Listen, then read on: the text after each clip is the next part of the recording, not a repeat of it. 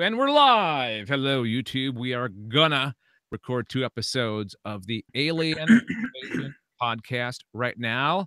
Right meow. Right now, at this moment. Meow. The second that we're in. All right. So, social's aware of what we're doing. So, we can close those and get the show on the road. I'm not going to have chat open because it's too damn distracting. All right. Let's record. Testing 1, 2, 3, 4, 5, 6. Why I'm not hang on. What's happening here? I think I have to change a setting on my computer. Is this real life? Hello, computer. Computer.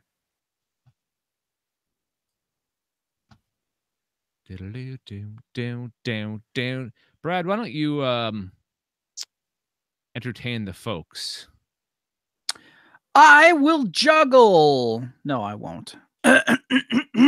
So, tonight is opening night for Marvel's Infinity War. Got it. Huh? Yeah. I can't believe it's here. It's been one of those things that we've been hearing a lot about for quite some time, and it's the culmination.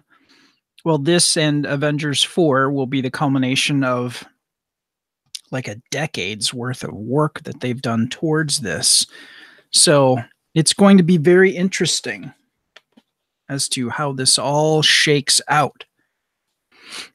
Okay. And there's some talk that we might not even... Maybe we won't see all the gems right away. Maybe, really? Oh, because there's going to be a part 2, right? Mm-hmm. So that would make sense. Correct. Right. Okay, let's go. We're going. We're doing this thing. Here we go. Recording is on, and we're going. Welcome to the Alien Invasion number 242, recorded on Thursday, April 26th, 2018. Alien Day. I'm Dave Nelson along with Mr. Brad Ludwig. Coming up, something you can do at home to celebrate Alien Day. And is it an extraterrestrial craft or a helicopter? We'll tell you in the sighting segment and our picks and warnings. Before all that, though, our question, which I don't have one because I'm an idiot. So hang on. Oh, I don't have one either. Holy crap. Yeah. We're sleeping on the job here. What would be a good question? Oh, I got one. What alien movie would you want to be in? All right. Record again. Here we go.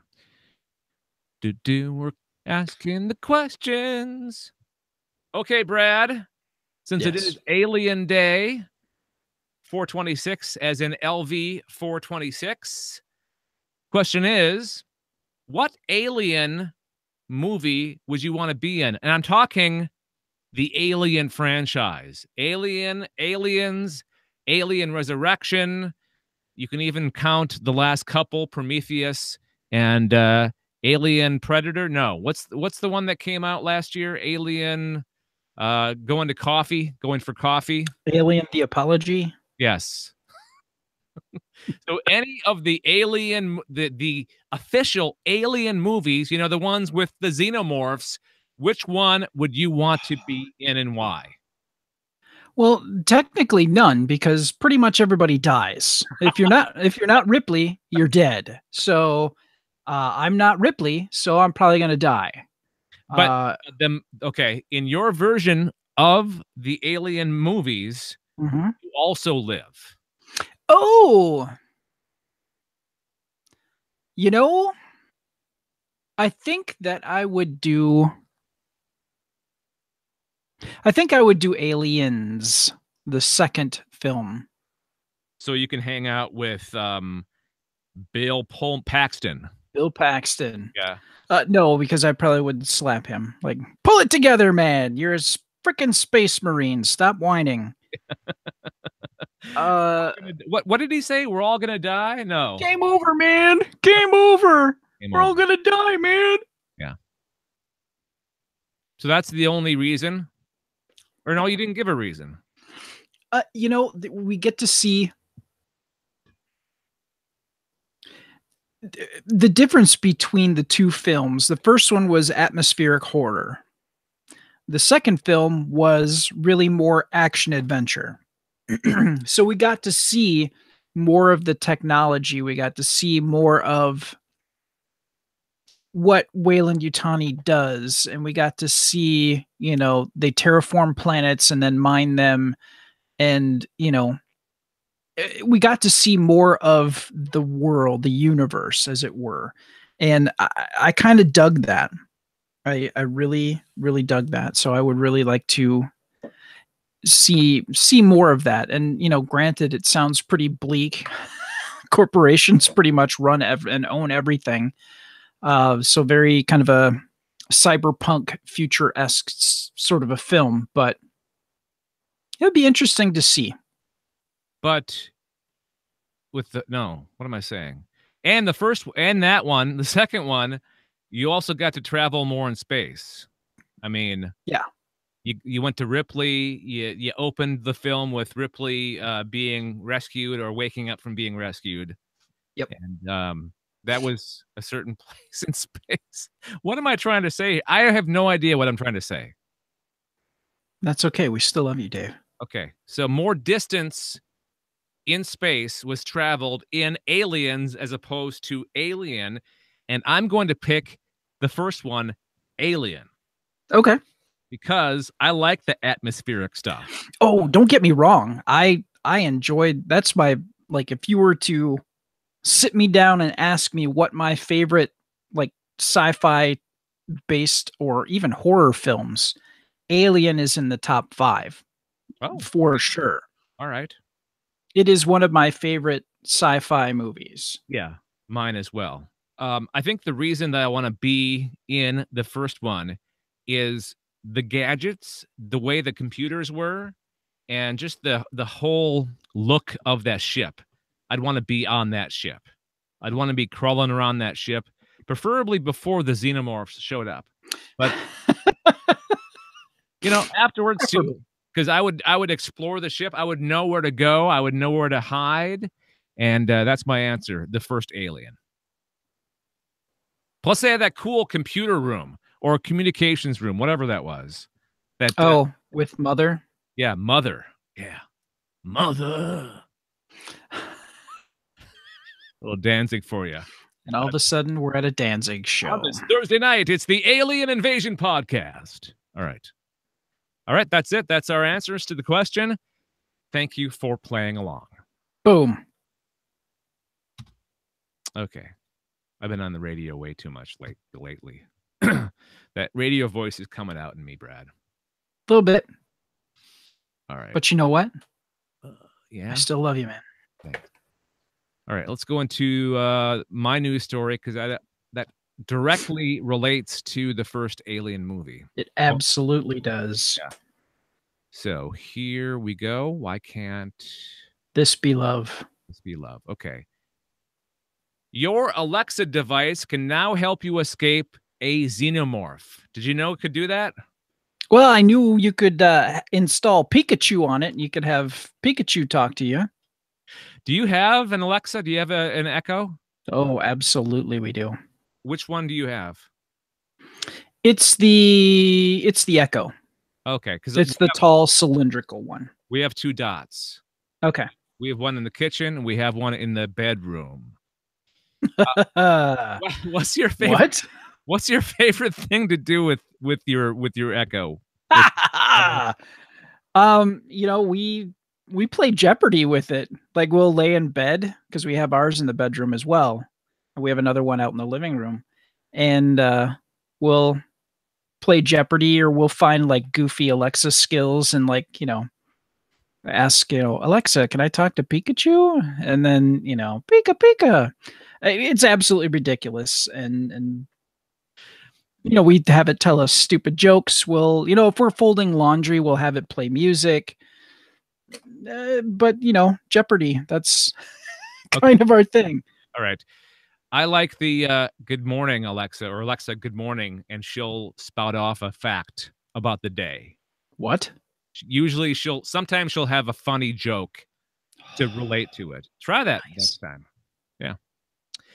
The reason we're talking about this is there is a game starting today on Alien Day, which is it's a thing that 20th Century Fox started a few years ago to kind of promote the Alien film franchise, because it's April 26th and it's LV 426. That's the name of the moon in the first film that they go to, and they discover the alien pods. That's why today, April 26th, is Alien Day.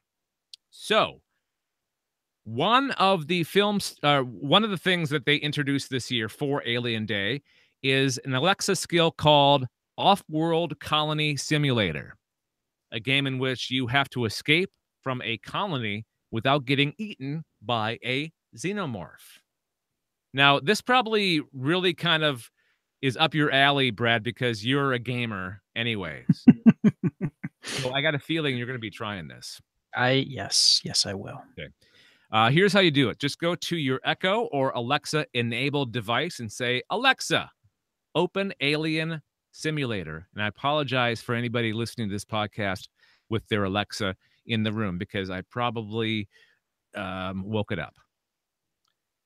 The game is simple. It's a simple turn-based mechanics where you start off in a base while Alexa provides you with some information about your surroundings.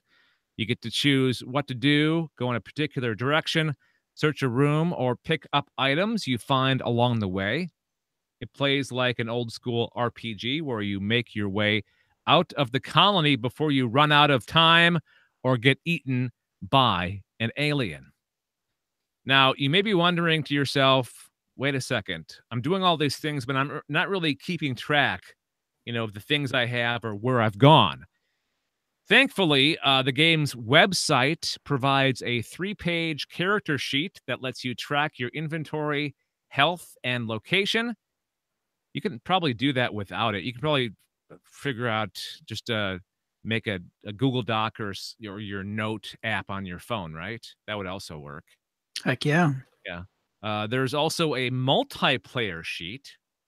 If you play with a small group of friends, you split the responsibilities between the captain, who addresses Alexa, a navigator who keeps track of where you are, and an engineer who keeps track of the stats and the gear. Any questions so far? Nope, I'm good. All right. The navigating by voice aspect of this RPG lends itself well to the claustrophobic Alien franchise, because it's up to the player to imagine their surroundings and keep track of where they are. Off-World Colony Simulator shows off the storytelling potential of Home Assistance, how voice commands provide a way to play out a story by taking control of a character. Just make sure you don't run into an alien in the shadows. So I am really excited. I want to try this as soon as I can. Maybe this weekend I will play the Off-World Colony Simulator game. Do you plan on playing it as well? What, on the Echo? Yeah. Heck yeah. Hey, you could talk about that on Adventure Party. I could. I mean, I'm not telling you what to do, but it would fit the theme of the podcast. It's gaming. What did you do? No, that's cool. I'm totally down for that. I wonder if this game has sound effects. They, there was, and I did this story for Adventure Party a while back. There is a, if I say Zork, are you familiar with the Zork game? Yeah, I'm familiar with the name. I'm not sure of the gameplay of how it works. So it was a text-based adventure. So you'd say, move north. You'd be given directions. you'd be told, okay, and this is all text based, there's no audio. And it's like, okay, you enter a room, and to the north, there's a door, and to the south, there's, a shelf with stuff on it. And then you type in what you want it to do. Well, Echo has a version of kind of like that, but and basically you go on a little adventure, but it uses audio snippets of, like it's raining and you actually hear rain and stuff like that. And that's one of the great benefits of the Echo, because it is designed as an audio. I mean, it's designed to play music and things like that. So just a good way to highlight some of what it can do. It's a different dynamic. It's a different way of interacting with the internet or interacting with the world just using audio. You have to kind of rethink how to do things. And you have to, you know what? I also figured out is you have to know how to ask a question of Alexa, because if it's too broad, if it's too just generic, she won't know what the hell you're talking about. So you got to be very specific when it comes to asking her a question. Yeah. All right. So I think we're both in agreement that this is pretty awesome. This is very exciting. And we're both going to be playing the Offworld Colony Simulator. So I'm guessing that we'll probably have this as one of our picks on a future episode of the Alien Invasion. Looking forward to talking about it some more. Absolutely. Brad, behind you, a xenomorph. I do like... have you ever asked Alexa to tell you a story? I think so. It's pretty cool because on those, there's sound effects. It's really neat. Huh. All right. Let's move on with the show. And what we're going to do now is we are going to move into the sightings segment. And you are first. No, it's not the right order on the sheet, but you're first because I did the news story and you're going to do the... No, that's the way to break it up, man. All right. All right, Brad, you've got something that somebody saw in the sky or on the ground that may or may not be a craft of extraterrestrial origin. Could be like swamp gas. Could be a light from a reflection off the moon or something like that. So what do you got this week? Well, I went to the newfork.org website and I found something hot off the presses as of yesterday. This is a sighting from yesterday. Oh, wow. That is very current. 4:25. Reported this morning at 7:24 a.m. That would be Central Time if you're keeping track. Anyways, it took place in Hayworth, Illinois, and it was a light that lasted for 2 to 3 minutes. So here we go. The person who is reporting this states, looking out the bedroom window, as my wife does at night before falling asleep, she noticed that she described as a purple light. Oh, she noticed what she described as a purple light hovering off the east above the tree line. She asked me to look out and see what it was. I originally thought that it was a red light, possibly a tower beacon. However, after observing for a few seconds, I thought it moved. As we watched, it appeared to move upward again, but very slightly, so I was unsure if it moved. Then I saw a discernible movement, up and somewhat spiraled. It then slowly continued upward until it was above the line of sight from the window. My wife got up and went to the patio door and saw it go up overhead and vanish from her line of sight. She looks that way every night. Although she has seen what she described as strange objects, she has not seen this discernible of an inexplicable light before. There's a lot going on there. Okay, let's break it down a little bit here. We'll break it down for you. They live at a house. His wife looks out the window before going to sleep every night. And this time she looked out there and she saw a purple light that was hovering above the tree line. Oh, that's cool. And she was thinking, hey, I look out this window a lot. I don't think I've seen that before. She knows the territory well because she gazes into the back. She gazes into the, what's the word I'm looking for? Abyss. Abyss of the garden. And the abyss also. Well, this is a familiar. I mean, this their backyard is what it sounds like. Yeah, I mean, she knows it very well because she looks out onto it every night. So if there's Correct. something amiss, she would notice it. And she was kind of wondering what was going on with that. So she said, "Husband, out, investigate, What is this? The 1800s? Husband, get thee hence." And he ran outside and saw it. He thought it was a little bit more red in color than purple. And he was on the patio. So the way he's describing it, either the patio has a roof or he was right next to the house where the roof would be just directly behind him, because it sounds like it went up and over and he walked out away from the house so that he could turn around again to see where it had gone to. And he said that he noticed that it kind of spiraled upward and then shot up into the night. that's pretty cool. I mean, I'm usually pretty skeptic when it comes to lights in the night sky, because they could be a star, they could be a reflection or something, but that actually sounds legit. Like it's something unexplainable. You kind of have to, and this happens when I took astronomy.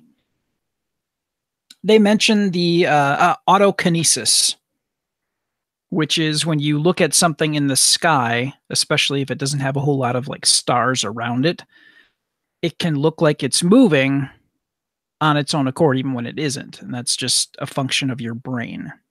So that's always something that, you have to be wary of. But this sounds like, I mean, he said spiraling.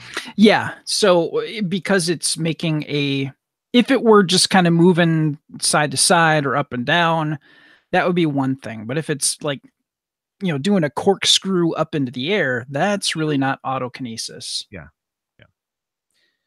Do you think our listeners appreciate the kind of people that we are when we talk about this stuff? Because I'm sure there's other podcasts, hosted by people who know what they're talking about. We're making jokes. We're like, oh, that could be blah, blah, blah, blah, blah, blah. But I bet you there's some people out there on other alien related podcasts who like study this stuff, and they'll give you every possibility of what that light could be. We're just like, oh, shut up. It's probably an alien craft. Nah, we don't do that. We there's a little bit more to it than that. Yeah, I know. But I mean, compared to other ones that are like get in depth. I mean, we don't really get in depth. We're just kind of more of a casual alien related podcast. You're not wrong. I like it that way. I'm not going to change it. We're staying the way we are, Brad. Yeah. I just had a thought about, the wife. She stares out into the backyard every night. The wife? The wife? Do you think she's dreaming about like freedom from her cage of a marriage? That took a turn. I am not going to contribute to this conversation. She's wishing that she will get abducted so she'll have a little excitement in her life. Anything's possible. People are strange. In action, It could be whatever it is. Okay. A little alien action. That really took a turn. All right. That's good. She dreams of what? Getting stuffed by aliens? What's that all about? Yes. Sure. Why not? Fair enough. All right. Let's move on here. Okay. It's time for picks and warnings.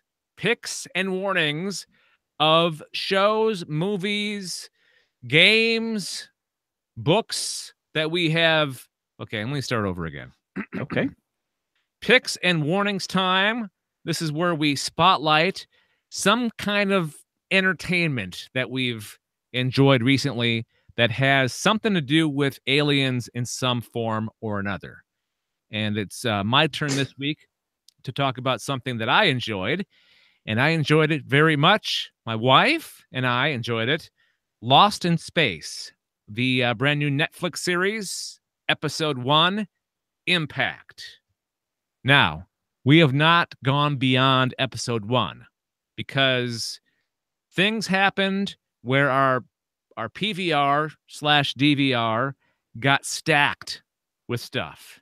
And we're like, man, we got to get through this stuff before we can get to that. So we've only watched the first episode, the pilot episode, but it's enough of a hook. And actually, she wasn't going to watch it originally. I watched it like halfway through one night while she was upstairs in bed. And I came up just like I couldn't. I was so excited about the show that she's like, oh, maybe I should watch it. And then we watched the whole thing from start to finish, like the next night, and she loved it. So another show that we watched together as husband and wife. So this is based on the 1960s show of the same name, Lost in Space, but with slight differences. And I'll just kind of, I'll vaguely mention the differences. I don't want to give away too much if you've not watched this yet. Have you seen it? I have not. Okay. I think you would love it, Brad. Here's a brief synopsis from IMDb.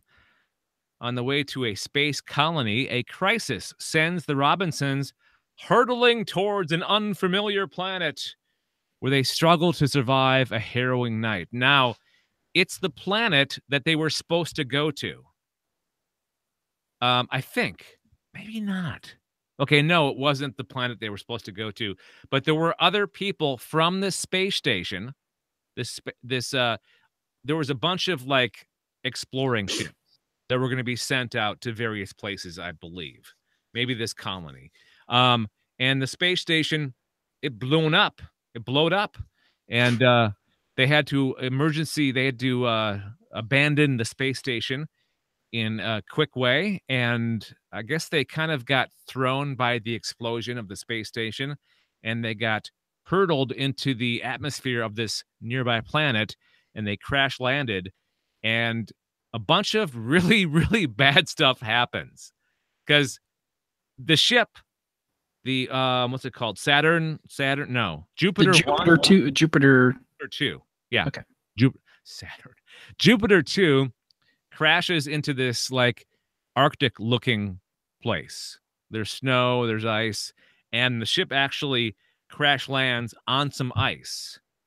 So they abandon ship, and the ship sinks. Whoops. In the water. And they're sitting out there going, what the hell are we going to do now? So they have space suits, and one of the daughters, originally it's supposed to be Will Robinson, that would go down into the ship and grab what they needed. But one of the daughters jumped in before he could. She goes down there, grabs, I think it's like some kind of power generator, I believe, and something happens on the way up. I'm not going to say anything more. And let's see, at one point, Will Robinson and his father, they go out looking for something. See, I'm being very vague, Brad. I don't want to give away too much. They go out looking for something. They get separated, and Will Robinson ends up in this other area where he bumps into a familiar face if you've watched the original TV show. He didn't look that familiar from the... No, he looks a lot different than the original, but it's the same character. Okay. And there's an interesting twist because on the original show, this character was on the Robinson ship from the get-go. But on this reboot, this Netflix version of Lost in Space, Will Robinson discovers this certain character, and its origin is different from the original show. Am I being vague enough? You know, if somebody had never watched this before, yes. Okay. And that's not an admonishment on my part. I from seeing the teaser trailer, that was the impression I got, that it wasn't how it was before, that it was a discovery on Will's part. Yeah. It's not your grandfather's Lost in Space, or it's not your father's Lost in Space. This is very much a new generation version of Lost in Space, and I like it a lot. It's very dramatic. It's got beautiful vistas, and I hope that they get back into space the way the original show was, where they're trying to find their way home or trying to find a suitable planet to live on. I hope they're just not stuck on this one planet, because that would be very disappointing. But I'm looking forward to seeing the rest of it. I'm going to give it 4 out of 5 flying saucers. Nice. And here's a cool thing that you'll have to listen for. The original Lost in Space theme is played on this first episode. Oh, cool. A more symphonic, kind of more dramatic version of the theme. When I heard it, I'm like, there it is. That's cool. That's so cool. All right. I was very intrigued because it looked like Parker Posey was playing Dr. Smith. She is. And she's not introduced in the first episode until the very end. So she's that's another change. She's not where that character was in the original series. So they've made a few changes. I'm fine with it, because look at Battlestar Galactica. They pretty much redid that whole. Oh yeah. It's not at all like the original. So yeah, I'm hoping. I've heard good reviews for the rest of the series, so I'm looking forward to watching the rest of it. All right. That's it. Excellent. Let's do the close and then do the next episode. Yeah, baby. All right. So that is going to do it for this edition of the Alien Invasion Podcast, a Galactic Network podcast. If you'd like to read more about the stories that we covered on this episode, click the links. Clicky, clicky, clicky, clicky, clicky. Click those links in the show notes. We'd like to thank Monkey Warhol for giving us our intro music. The song is called Alien Syndrome. You can find out more about his music and listen to his music at Monkey Warhol. That's WARHOL.bandcamp.com. Also to Retward van Durnberg, a composer from Germany, for our closing song called Be Water. Learn more about him and his music at The Caravel. The Caravel, CARAVEL.net. Did you know I went to the Caravel website, and Be Water has actually played on radio in Europe? Really? It has. Ah, interesting. And I did actually have a short conversation with him. Sweet. Yeah. Like through chat or something? You can go to the Caravel and sign up, and you can actually get information on songs that he's working on, information about him. He does a little bit of a blog about music theory and instruments and things like that. It's really kind of interesting. So if you're a music lover, go to the Caravel. Absolutely. Okay. Also, finally, thanks to Ben Olson. Hi, Ben. You're sleeping on the job there, Brad. I was drinking my soda and I was like, oh, yeah. Thanks for recording the disclaimer audio at the very start of the episode. BenOlson.com is his website. Go check it out. Thanks for joining us. Before we get out of here, final thought. Brad, what do you got? Infinity War. I got it on the brain. Full of aliens, full of comic book heroes. What's his name again? Thanos. It looks freaking awesome. I can't wait to see it. I'm pretty psyched. Yeah. All right. Until we meet again. I changed up the ending. I changed up the ending and I'm all thrown off now. That's all right, Dave. Until next time, we'll talk to you later. Bye. Fine episode, Brad. Fine episode. I want to say hello to those watching us. I'm sure Growly Bear is one of them. I suppose. Wouldn't you imagine Growly Bear is one of our viewers right now? Nice. All right, let me this is, hang on, number 242. Alien Invasion number 242. Save the project as. See, this is the kind of stuff you don't get in those professional alien podcasts.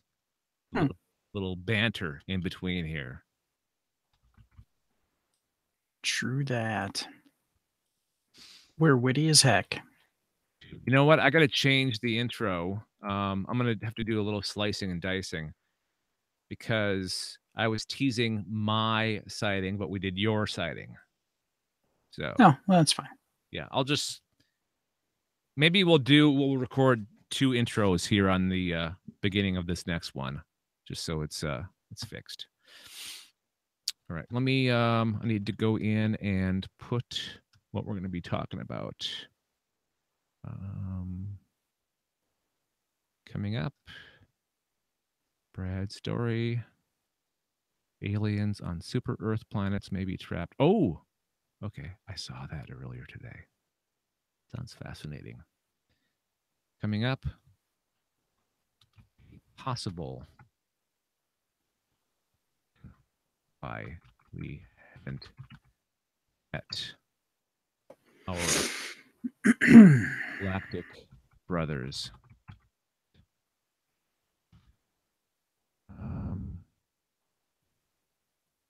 What was your sighting? Was a light over in the sky in Illinois. Okay. A light in the sky in Illinois.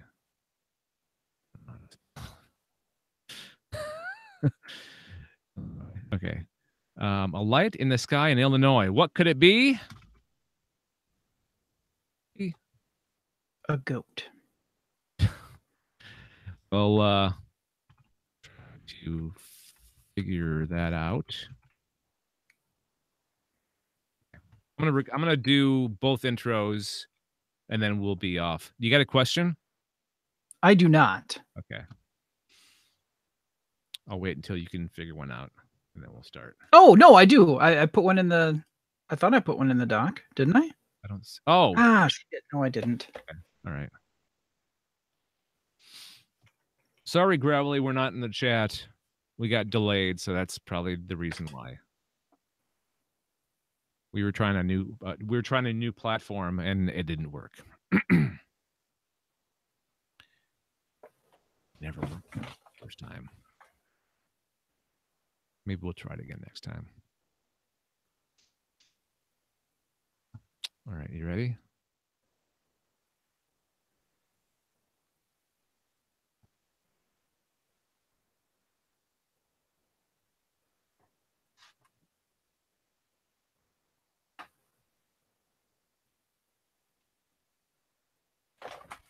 Come on, Eileen.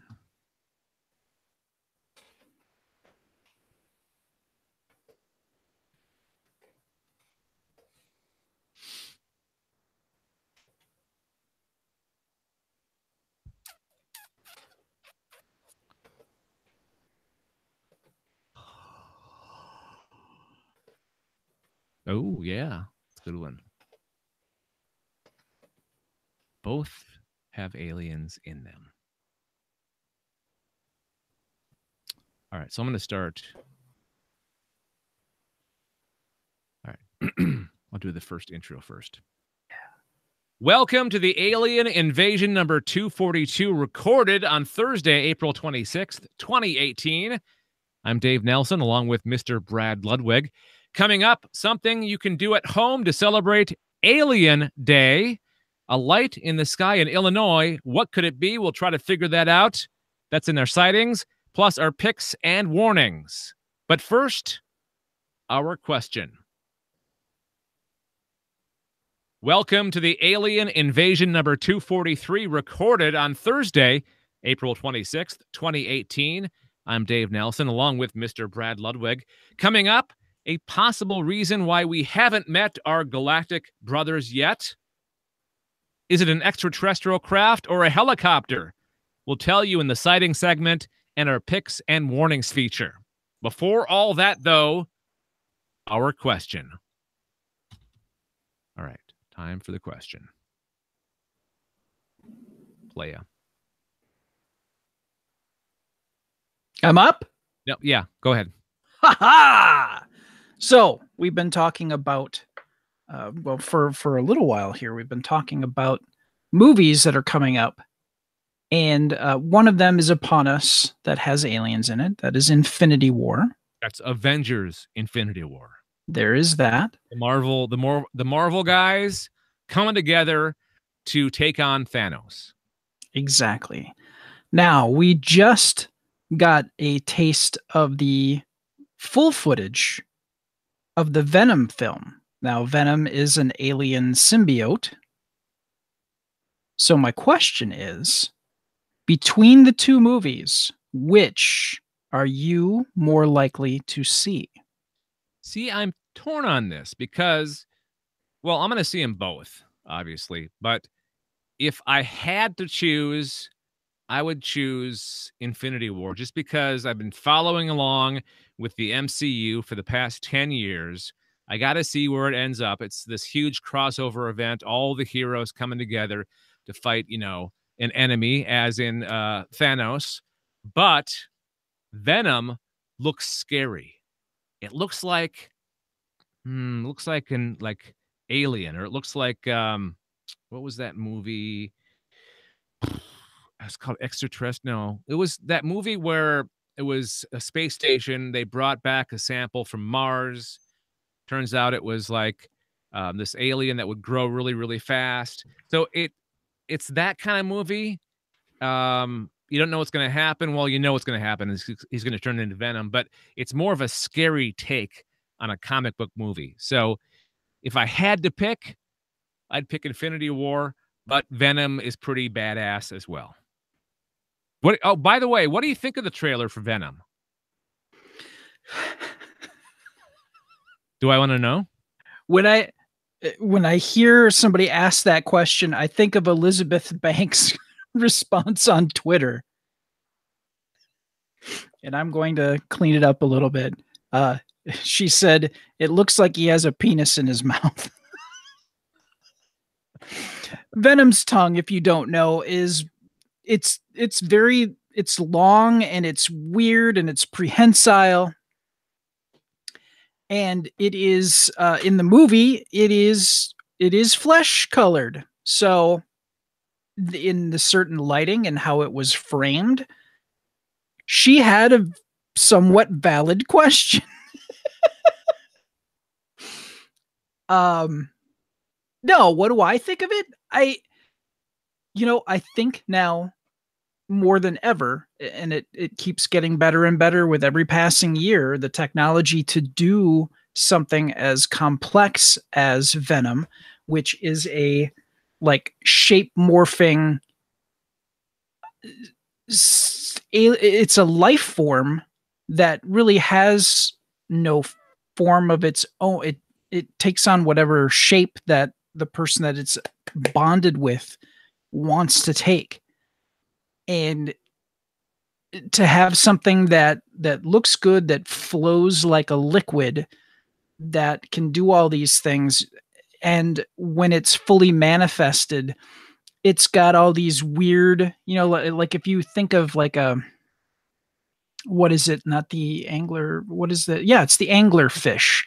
It's the fish with like the lantern uh, over its head that it's in the really deep ocean, but the teeth are really like long and pointy. They look like curved needles, and that's kind of what Venom's teeth look like. And when the form wraps around him, and then it shapes the mouth that we kind of all the comic book nerds are used to seeing a Venom. I mean, it flows, it's moving quickly, and it looks smooth. It's creepy, and we've reached the time where that can easily be done, and it looks visually stunning.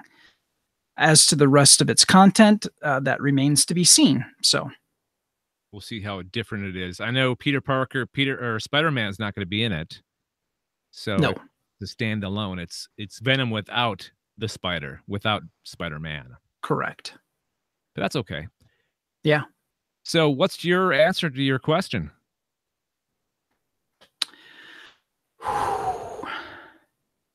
Of the two, I think I'm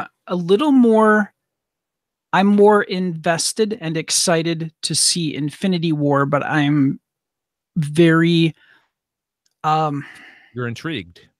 With that opening, it doesn't look like your standard, superhero type film. It looks like a bit of alien horror. Mm-hmm. You've got this creepy thing that's kind of slowly taking over this guy who in the comics is not very likable. So, it's going to be very interesting to see how they pull that all together. And I really do want to be in the theater to soak that all in, see how they do it. It's another anti-hero. Yes, he is from the 90s breed of anti-hero. Yes. All right.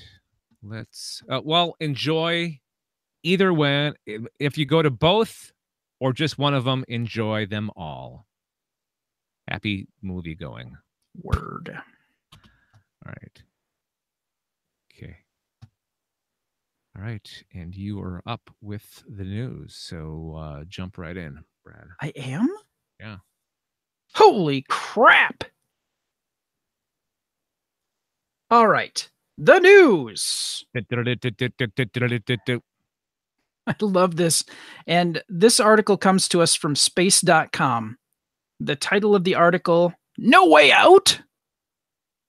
Aliens on super Earth planets may be trapped by gravity. See, that's the thing with gravity. It'll trap you when you least expect it. And, what are you going to do? Gravity, they don't call it a gravity well for nothing. Exactly. Somebody's got to pump that out of the ground. Oh, we're talking about a different kind of well. Okay, never mind. So yeah, this actually asks a very good question. We've been seeing a lot of articles and for some time now, like, why haven't we been visited by aliens? Well, this really raises a good point. With the exoplanet discovery that's been going on, we've been seeing like quote unquote super Earth type planets that are larger than Earth, are in the golden kind of zone, the habitable zone around its star that it travels around. But with a larger planet comes more gravity. Now, this thing asks the good question, and it starts off by giving us some facts. Now, to launch the equivalent of an Apollo moon mission, a rocket on a super Earth would need to have a mass of about 440,000 tons. Wow. Or 440,000, yeah. Or 400,000 metric tons due to fuel requirements, the study says. That's on the order of the mass of the Great Pyramid of Giza in Egypt. Crap. Jesus. Yeah. On more massive planets, spaceflight would be exponentially more expensive. Now, this throws in economy into it, which we're assuming that there's capitalism on alien worlds. But if you're speaking in expense of resources, that's something altogether different. Now, the study author is Michael Hipke, and he's an independent researcher affiliated with the Sonneberg Observatory in Germany. And he says such civilizations would not have satellite TV, a moon mission, or a Hubble Space Telescope. Of course, he's making some assumptions here, but they're pretty solid. As researchers have discovered alien worlds around other stars, one class of exoplanets that popped up was the super Earths, and those are planets that can be 10 times as massive as our own. And a number of super Earths apparently lie in the habitable zones of their stars. And like I said, that's kind of like it can support liquid water theoretically. May I interrupt with a question? Absolutely. If you live on a super Earth where there's gravity, more gravity, would your physiology be different than ours because you're being pushed or pulled down more? Yeah. Like for us, let's say, like myself, I'm 6 feet tall. If we were on that Earth, then we're saying 10 times as massive. Okay. And that's what they're kind of as a number that they're throwing out. It would be next to impossible for a humanoid type creature like us to get to be 6 feet tall, because with that type of gravity, everything would be kind of pulled down, or they'd be more squat. Since we've been talking about comic books, the original Guardians of the Galaxy in the comics, they were individuals from the future, like the 30th century or something like that. And mankind had managed to settle in our planets in the solar system. And there was a character called Charlie 27, and he was, crap. I want to say he was Jupiter, but that might not be correct. But he was on one of the larger planets, and he was incredibly strong in Earth gravity, but he was bulky as all get out. And actually, in the second Guardians of the Galaxy movie, Ving Rhames plays Charlie 27. You see him briefly a couple of times. But he's a very, very squat and bulky individual. So, yeah, there would definitely be differences. Could we actually survive on a planet like that? Could we? Yeah.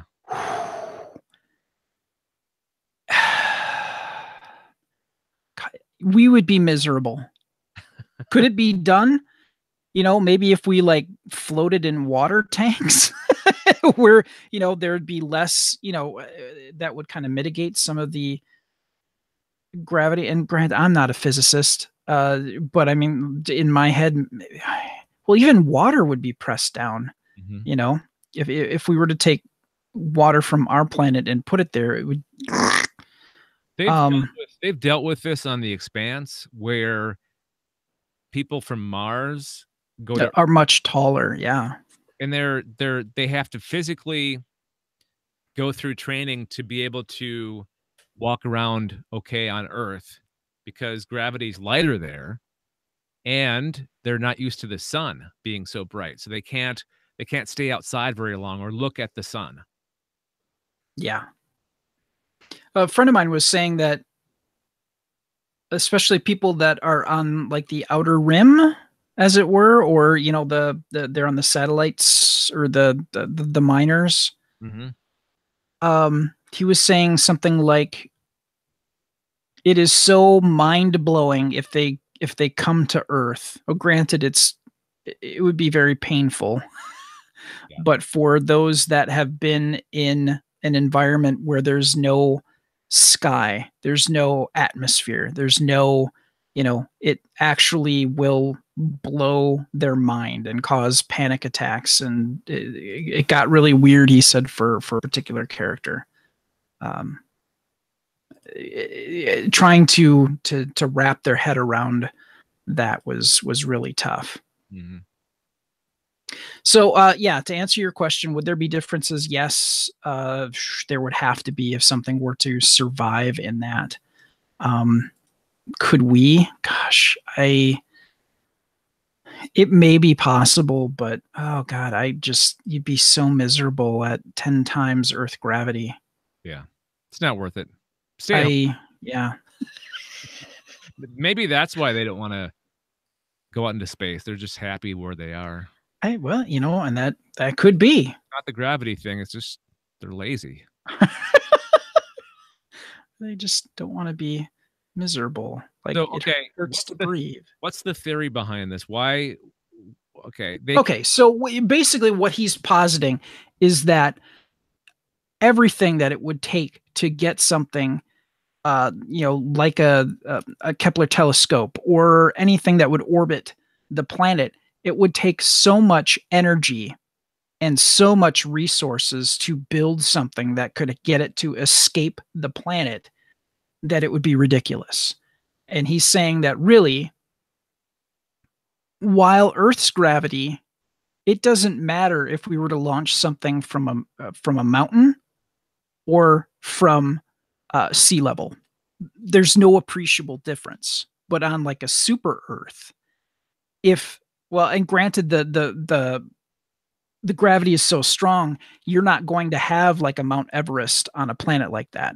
Everything will just kind of get smushed down. Yep. At best you might have dramatic rolling hills with something. Maybe your biggest mountain might be Rib Mountain sized, for those of you who are local to the Wisconsin area or know what that's all about. And there'll be a bunch of holes. That's how it works, right? Yeah, pretty much. Instead of holes. But to launch from a mountain would have such a dramatic difference energy wise that that's how they would have to launch from a mountain.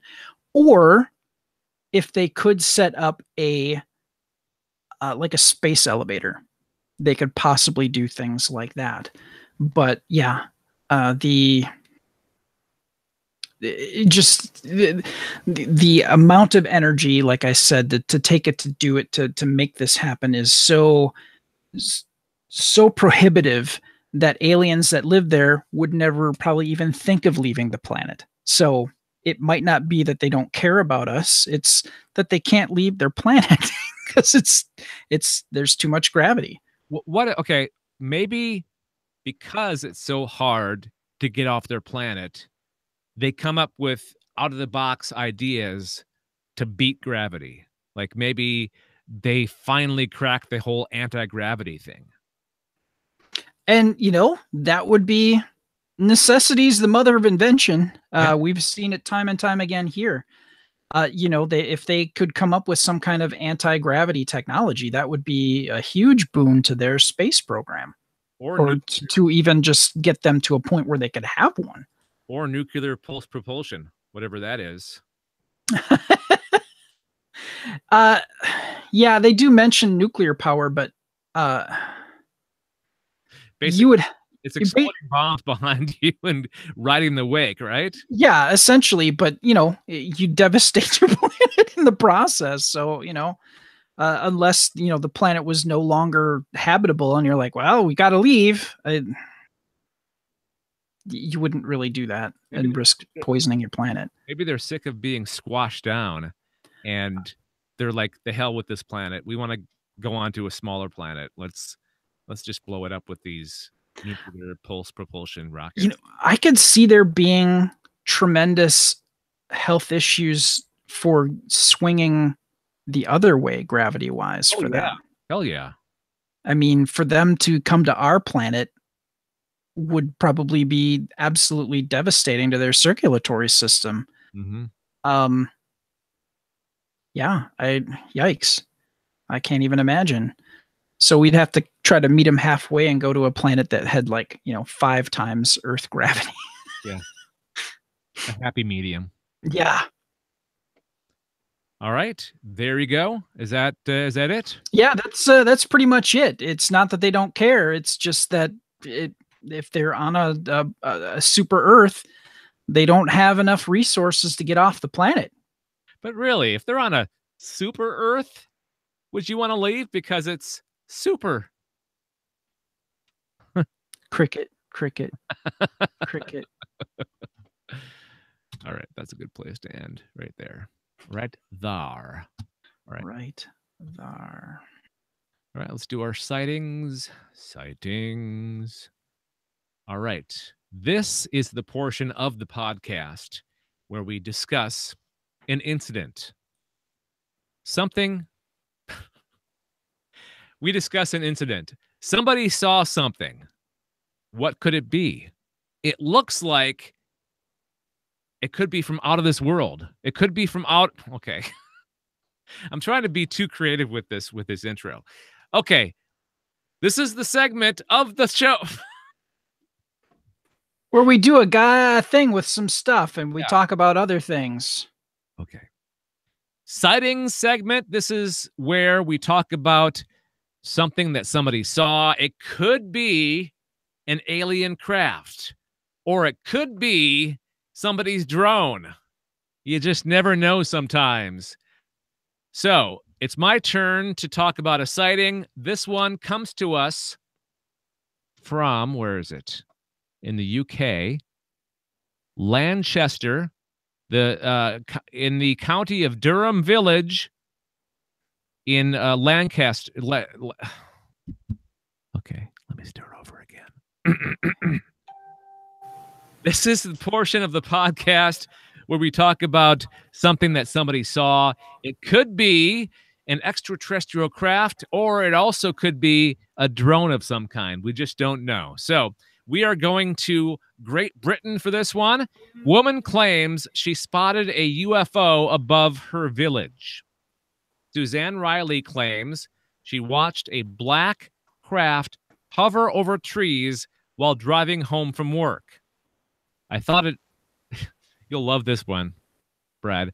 I thought a Decepticon transformer was going to land on my car, posted Suzanne on Facebook.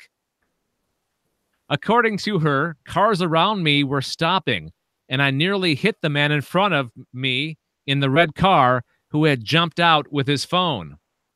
With his phone taking footage, or, recording footage of this object in the sky. Suzanne claims that a military aircraft arrived moments later. She described the silent craft as having a triangular angled appearance and said it had no obvious windows or doors. It had lots of edges going on all over it, not just a triangle in the sky, she added. There were no real wings that you'd expect to see or propellers that were visible. The sighting occurred at mid-afternoon near the County Durham village of Lanchester, and UFO expert Glenn Richardson claims the latest incident is just one of many in that region recently. A Ministry of Defense spokesperson said that 3 Apache helicopters were in the area that day, though the government declined to comment any further. But Suzanne insists it definitely was not a helicopter in any way, shape, or form. We can all identify a helicopter no matter what it looks like. I've even flown in one. It was not a helicopter at all. So she's very adamant that this object that she saw was not a helicopter. It wasn't the Apache helicopters that the government said were in the area. Maybe the Apache helicopters were the military craft that went after this triangular craft. That could be. Yeah. I'd love to get some input from Daryl from the network. He lives in England, Great Britain, the UK. I'd love to know where the county of Durham is. of Lanchester. I'm probably mispronouncing that, by the way. Lancester? It's probably Lancester, right? Could be. Yeah. So I thought I would, I did a Google search for triangular craft, and this is what I found. It's very intriguing. I have no idea when this happened. I think, hang on one second. Let me click on the link here, and I will tell you. I think it's a recent sighting, actually. This happened, hang on. The website is loading rather slowly. This was updated on April 14th. And let me see if I can see it. Huh. Doesn't really say. But I'm thinking this is a recent incident because it's a news story. It's not like a sighting that you'd find on MUFON or NewFork. This is a recent story. It's like a story on a news website.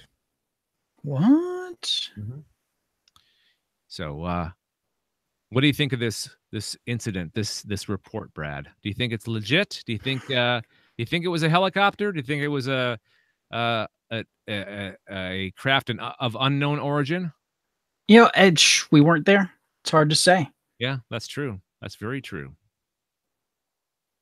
But it's a very... We've heard about triangular shaped craft before, so I mean, they're the one type of craft that I would love to see. They fascinate me because of the reports that we've talked about. Most of the times, these big black triangular craft are very silent and slow, and then they shoot off. So that is true. Yeah, I would love to see that.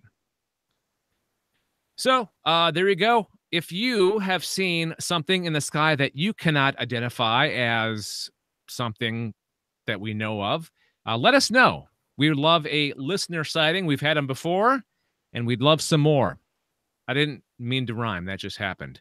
You can call our voicemail number, 805-328-3966. 805-328-3966. You can leave a voicemail with your story. You can also email aliens@gncasts.com, aliens@gncasts.com, or go to the website gncasts.com and click on the speak pipe thing that you'll see at the side of the page, and click on it, record your message, and that will get sent straight to us. Whoop. Yep. All right. It even makes that sound. I was tripping all over my words on that. Jesus. I think I'm just really tired. That could be. My dog's keeping me up at night, and I'm working this week full time, so it's rough. Let's wrap it up here with your pick and or warning, Brad. So I'll do the intro, and then we can get into it.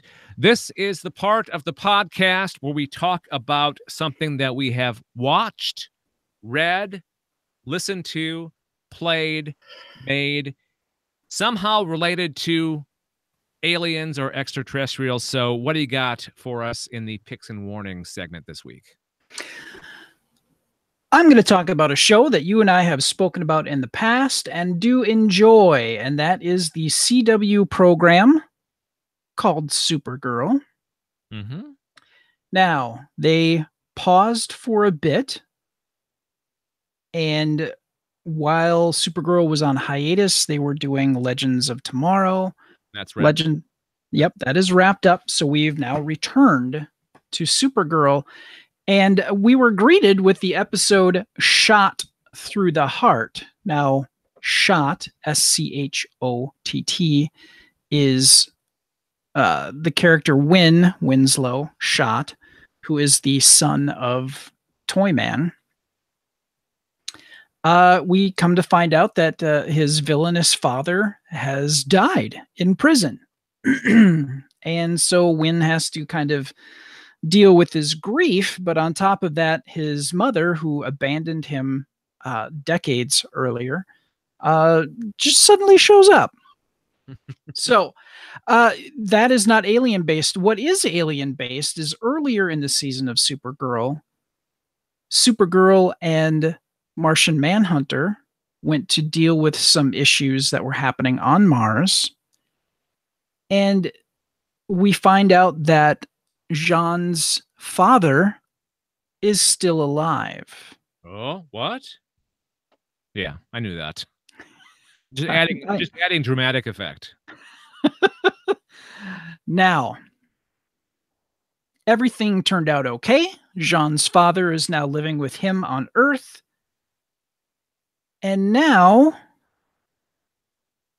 we have a very interesting and kind of salient story arc with Jean and his father. Jean's father has a kind of a Martian form of dementia. And his memory is starting to go. And this, I was watching this with Anessa, and Anessa lost her father due to dementia, Alzheimer's, Parkinson's. And, this hit her really hard. So anybody who has a family member who is currently going through this or has lost someone to this is, it'll hit you hard. It'll hit you very hard.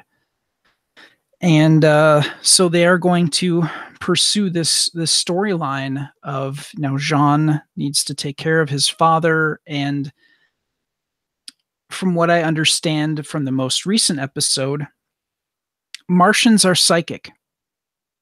Now, for those of you who saw Logan, Professor X had dementia, and he's one of the most powerful psychics in the world. And he had some issues with his psychic abilities. So this is something that Jean has to address with his father. So that should be episode. The next episode is really good. Yeah. So yeah, normally we have something, oh, this is really exciting, or this is really, crap. This is really grounded. Yes, it is a superhero show. Yes, it does deal with aliens, but this is a very human thing that some people do go through. And whether they suffer from dementia or they're a family member taking care of somebody who is going through this. And I think by the end of the season, we're going to get hit really hard with how this story plays out. So I really enjoy Supergirl. The villain this season, I haven't. It's been kind of a weird storyline, and then with the huge break with Legends of Tomorrow, it felt like they really put the brakes on. I almost want to re-binge watch just to get that flow going again. Yeah. But overall, Supergirl is a very, very good show, and it moving to CW was probably one of the better things that could have happened to that show. Okay, so what's your flying saucer rating on this episode? On this particular episode, I will give it 4 out of 5 flying saucers. We've had 2 in a row with 4 out of 5. That's pretty good. Yes, sir. You also learn about the real mission of the Legion of Superheroes in this episode. Yes, and it's a CW show, so there's drama. That's just guaranteed. And it's like, I really kind of came away with this episode of, if you just take 5 minutes and talk to the guy, you might learn something very important that needs to be dealt with sooner rather than later before it gets out of hand. So that was just kind of disappointing that just kind of became I don't want to talk about it sort of a thing. And some karaoke in this episode too. Quite a bit of karaoke. And it's interesting to hear Melissa Benoist, who has a very good singing voice, kind of, not, it didn't seem like she was putting forth her her best effort, but I guess Kara isn't meant to be a good singer. Yeah. So yeah. there is that. Her actress talent is not carrying over to her character. Yeah. Absolutely. All right. Supergirl.